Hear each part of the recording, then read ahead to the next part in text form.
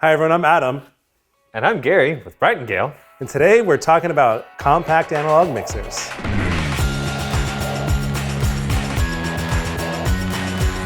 So anyway, compact analog mixers. I mean, there's not a lot of fanfare around these. They've been around for years. We've been using this series of MG mixers from Yamaha for years. Yep. So why are we talking about it? Digital mixers are cool. They're the new stuff. They've been out for a while too at this point, but all the cool new stuff is digital.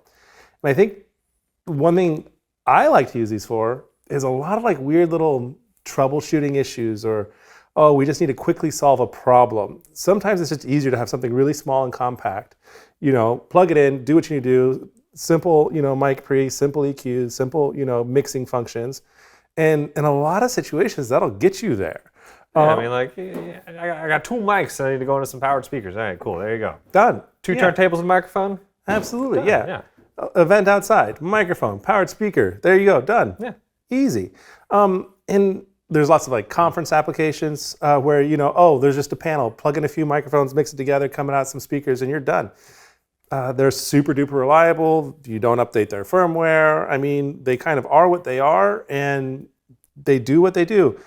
We, in particular, really like the Yamaha MG Series, and we've got a whole range of these, and there's a whole range. This is the 2 XLR input and the 4 XLR input, but they call this a 6-channel and a 10-channel because they've got a couple other inputs. But yeah, Gary, let's talk a little bit more about what goes on with the Yamaha MG Series. The MG Series has 3 sub-series and then 4 or 5 channel counts. So there's the standard series, which just has some knobs. It doesn't have effects. It doesn't have USB.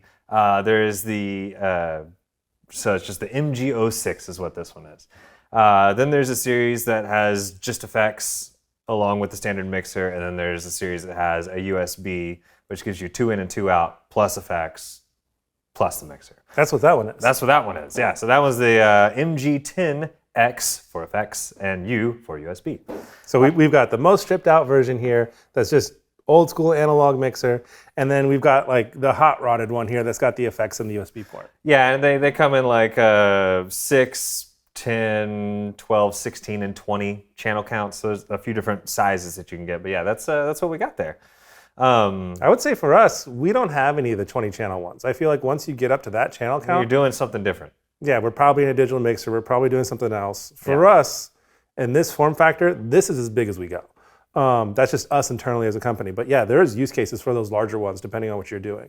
But yeah, so this seems pretty straightforward, right? Like you got a little bit of EQ going on here.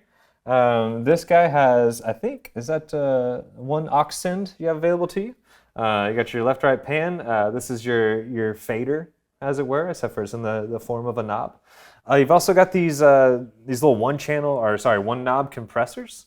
And those are pretty cool. As you turn the knob, it adjusts both the threshold and the ratio, as well as your makeup gain. So it keeps the volume level the same as you turn it up, but the more you turn it up, the more you're squishing it.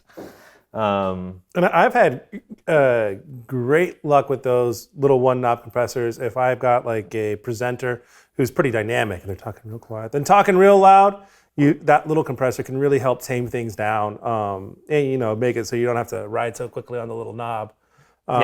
So that compressor is super handy. Yeah, I mean they're not the most musical compressors in the world, but that's not what we're doing here. Yeah.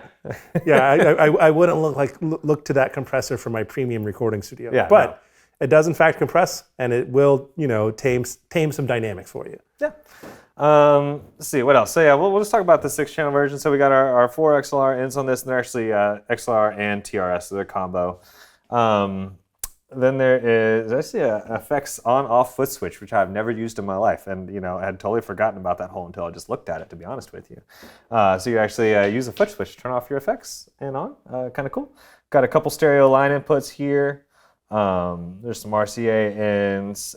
One thing I really like about these guys is they have XLR outputs and TRS outputs. A lot of these smaller compact mixers only have the TRS outputs, and if you're going to almost anything, powered speakers can have an XLR input. You got to do a weird adapter, and if you try to put 2 of the TRS to XLR adapters in there, they're squished together, and it's bad news. So I like to have XLR outputs on it. It makes me happy in my heart. And as maybe as silly as it sounds, Those XLR outputs are the main reason years ago we originally chose to go with the MG series of mixers, is because they had XLR output. That was the feature. Yeah. It's a good feature. Yeah, and we've had lots of these over the years. We've never had one die. They've been incredibly reliable. And if you need a compact mixer, I would definitely recommend the Yamaha MG Series. Anyway, thanks for stopping by. And if you need help deciding if this is the right mixer for you, or if there's something else that may be better, feel free to leave a comment below, give us an email, or give us a call. Thanks so much.